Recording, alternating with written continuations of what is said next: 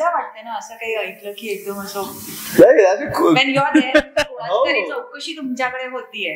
हो, अशा बऱ्याच लोकांच्या म्हणजे आता परवा मला हे तर खूप फ्रिक्वेंटली होतं की विक्रम गोखलेंचा मुलगा म्हणलं नाही, विक्रम बघा आडनाव फक्त सिमिलॅरिटी आहे पण असं काही नाही. परवाच एक कार्यक्रमाला मी गेलो होतो आणि सगळे यंग क्राऊड, मिक्स क्राऊड होतं. तेव्हा मी जनरल त्यांना विचारलं, म्हटलं अरे बाबा तुम्हाला वासुदेव बळवंत फडके माहिती आहेत का? मी त्याच एरियात मध्ये गेलो होतो. तर म्हणलं हो त्यात काय माहिती आम्हाला. म्हणलं कोण? सुधीर फडकेंचे वडील म्हणे. आणि बघा काय अशी अवस्था आहे.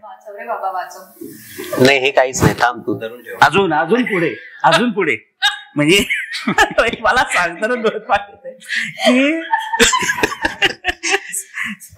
धरले तिने पटकन. सावित्रीबाई फुले पुण्यतिथी निमित्तानं मी असा कार्यक्रम आणि आम्ही जनरल इंटरॅक्ट करू, तुला हे माहिती का ते माहिती का. लहान मुलंच होती त्यातल्या क्राऊड असं विचारलं अरे सावित्रीबाई फुले हो म्हणे, त्यात काय बहुतेक निळू फुलेंची आई म्हणे. म्हणजे अरे काय लेवलला झालं. म्हणजे मला लक्षात आलं अरे का मी कुठपर्यंत आणून ठेवलं हा महाराष्ट्राचं. पण म्हणतो तसं आता महाराष्ट्राचं नाही हे जगभरात आहे. पण आता तू सावरकर वगैरे ही असं कॅरेक्टर्स करतो तेव्हा मग तू जो अभ्यास करताना तुला हे जाणवतं का रे समाजामध्ये की वेगळं कुठे हे कुठे होतं ते कुठे आणि आता कुठे आहोत असं काही जाणवतं?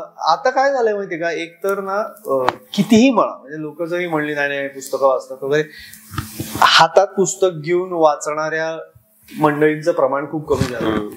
एक तर लोकांना साधारण हेच कळत नाही की आपण जो सोशल मीडिया कॉन्टेंट बघतो त्याला it is 99% of the time it is अनव्हेरीफाईड.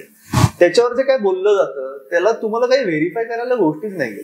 जेव्हा एखादं पुस्तक छापलं जातं एखाद्या ऑथरकडनं काही कॉन्टेंट, समजा फिक्शन सोडून द्या, नॉन फिक्शन कॉन्टेंट जर असेल की जे एखाद्या व्यक्तीच्या चरित्राबद्दल काय असेल, तर कुठेतरी ते पुस्तक पब्लिश होण्याआधी तो 4 लोकांच्या नजरेखालनं 4 एक्सपर्टच्या डोळ्याखालनं गेलेला असतो आणि त्यातल्या गोष्टी बऱ्याचशा अंशी व्हेरीफाय झाल्याची शक्यता असते.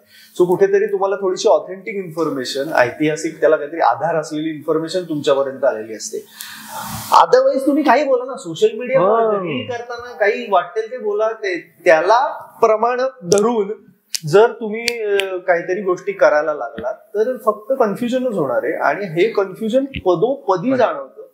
काय वाटेल ते लोक बोलत असतात, बेधडक काहीही विधानं करत असतात, त्याच्यावरनं मारामाऱ्या करत असतात. बरं एखादा एक्सपर्ट माणूस जर साधनांचा आधार घेऊन बोलला तरीही त्याला काउंटर करणारी आपल्याकडे मंडळी आहेत. कारण आपल्याकडे क्रॉस चेक हे गुगल झालेलं आहे की Google every phone person is a doctor.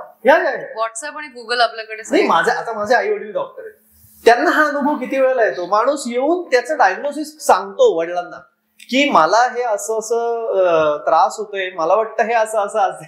काय करायचं, तो आलाच कशाला.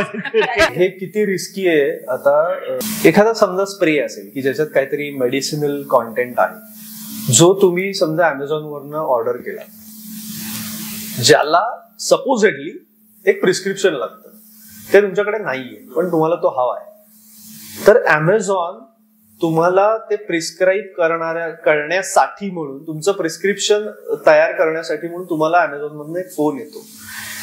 जो व्यक्ती जी कोण असेल ती सांगते की मी असं असं कन्सल्टिंग डॉक्टर आहे, आपल्याला माहित नाही काही, आणि तर ते व्हेरीफाय करतात. सो त्या व्हेरिफिकेशनलाही काही अर्थ नाही माझ्या मते. ते कोणातरी एजन्सीला दिलेलं असणार, त्यांनी कोणाचे 4 कॉलर बसवले, त्यांनी सांगितलं आणि मग ते तुम्हाला ते प्रिस्क्रिप्शन तयार करतात तुमच्या नावाने की हे XYZ व्यक्तीने यांना प्रिस्क्राईब केलंय, सो यांना ऐका. सो ही जर प्रॅक्टिस असेल, एंड बायरला हे माहितीच नाहीये.